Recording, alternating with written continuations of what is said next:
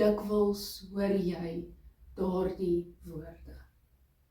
Hoe dikwels ervaar jy daardie oorvloedige vreugde? In vandag se tyd is dit moeilik om dit altyd te ervaar. Soos om mens kyk en al die seer en pyn in die wêreld sien, as jy dalk self met iets besonder struikel, is dit moeilik om aan 'n plek te dink waar jy oorvloedig vreugdevol kan wees. Dit is ook wat die Psalm 16 eintlik probeer vir ons verwoord. Die eerste gedeelte sê daar, neem my in u beskerming, o Heer. Ek soek skuiling by u. Hierdie is woorde van iemand wat bang is, wat ergens iets van God wil ervaar, om te kan voel hy is veilig. Verder sê hy, ek het die Here gesê, ek behoort aan u. Daar is vir my niks goeds nie, behalwe by u.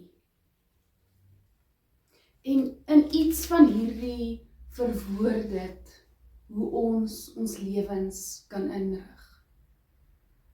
Al is ek bang, al voel ek, daar is nie skuiling vir my nie, as ek besef dat ek dit by God kan vind, dan gebeur daar iets. As ek in sy teenwoordigheid is, gebeur wat in die einde van hierdie gebed gestaan word. U leer my hoe om te lewe. By u is daar oorvloedige blydskap. Uit u hand kom net wat mooi is. Maar hoor mooi, hierdie Psalm sê nie vir ons, as ons in God se teenwoordigheid is, gaan die slegte dinge nie met ons gebeur nie. Dit sê jou lewe neem 'n ander dimensie aan, want ten spyte wat jy ervaar, kan jy steeds in God se teenwoordigheid daardie blydskap ervaar. Want jy weet, as jy by hom is, kom net wat mooi is. Nie dalk op hierdie oomblik nie.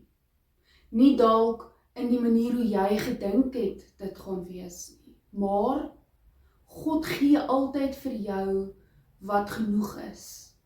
En in dit, as jy in God se teenwoordigheid bly, dan neem jou lewe 'n ander dimensie aan. Want by hom kan jy in oorvloedige blydskap leef.